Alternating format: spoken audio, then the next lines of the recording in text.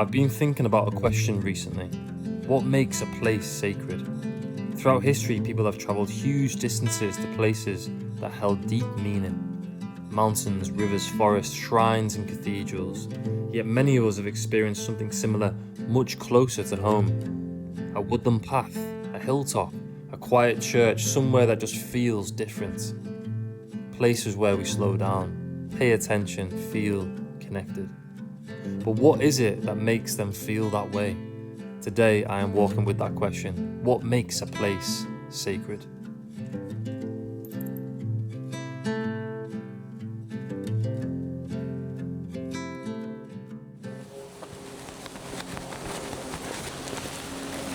Perhaps sacred places are beautiful places. And when you start somewhere like this, it's hard not to understand how people feel so connected and immersed when they're in the natural world. I mean, I certainly do.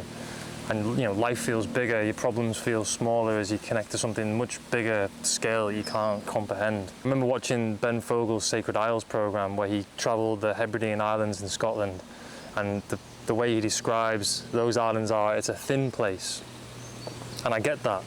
Like that thin place, it feels much more immersive when you're in those kind of landscapes. I always think like when you walk along the beach and you can see the horizon seemingly stretching out for eternity, it's such a profound and beautiful feeling as you walk along. So yeah, so maybe sacred places are beautiful places, but then some beautiful places don't feel sacred, so maybe that's not the full answer. Maybe it's how you arrive in a place, perhaps. Maybe something to explore.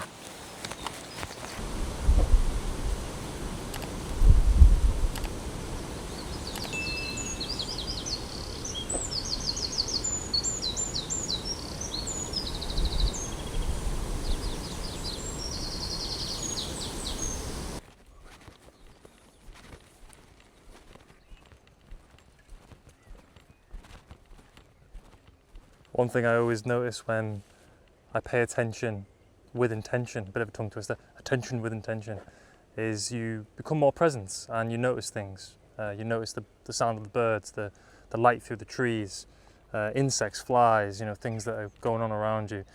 The texture of this corn, for example, is I wouldn't normally notice that if I was just beeline straight past it. So maybe finding a sacred place is about being present and noticing things that you wouldn't normally notice, and you tune into a different awareness. Maybe that's what it is.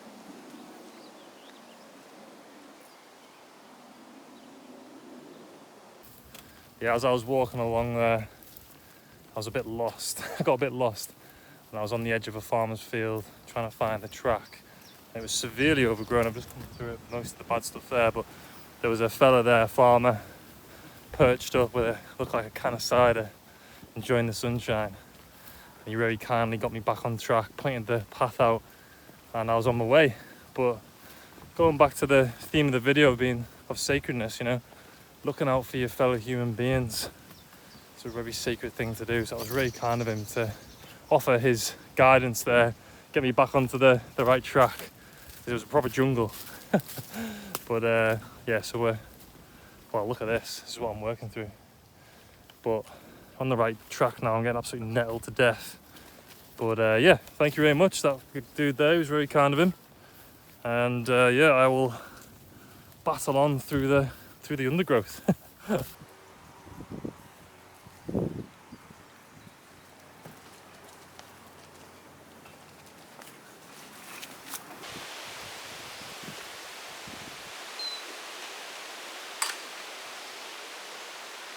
I've just arrived at this church, and places can also certainly be sacred. I think so. Arriving here, this historic place, I'm not too sure how old this church is. I'll probably put a little factoid about it up on the screen. But for me, it's just profound, like thinking about how many people have walked in church buildings or similar buildings. The questions that they had, the journeys that they were on. In the cases of church buildings, coming to places where people are processing grief, celebrating love. There's a lot of beautiful human emotion tied up in these places. It was funny today, being a really hot day, getting stung to death by nettles on that little path out back there. the cold building, the sanctuary of a church, on a hot day is warm welcome to me. Is a very welcome to me. So I'm very, very glad to be here and passing through this sacred place.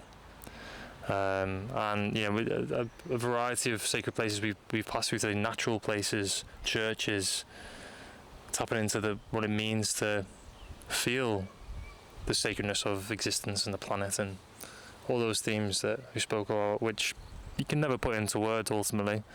And I always really enjoy exploring these themes on the channel because